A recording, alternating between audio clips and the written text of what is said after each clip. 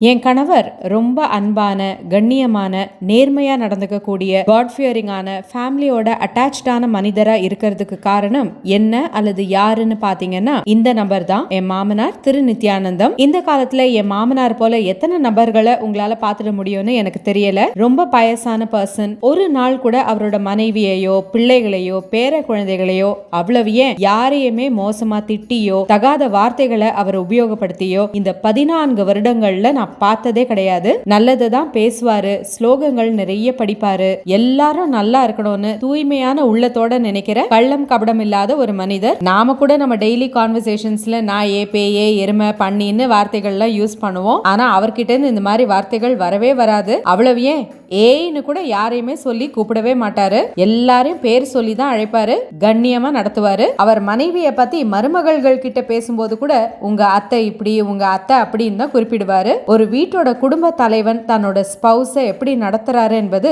அடுத்த ஜெனரேஷனுக்கான பாடம். ஒரு ஆண் பிள்ளையை பெற்ற தகப்பனா நீங்க உங்க வைஃபை மதிச்சு நடந்தீங்கன்னா ஆட்டோமேட்டிக்கா அடுத்த ஜெனரேஷன் ஆண்கள் அவங்களோட லைஃப் பார்ட்னரை ப்ராப்பரா ட்ரீட் பண்ணுவாங்க என்பதற்கு என் மாமனார் மிகப்பெரிய எடுத்துக்காட்டு. நான் சொல்றது உண்மை நினைச்சீங்கன்னா கமெண்ட்ஸ்ல ஒரு தம்ஸ் அப் போடுங்க. இன்னொரு ஷார்ட்ஸ்ல சந்திக்கலாம். பாய்.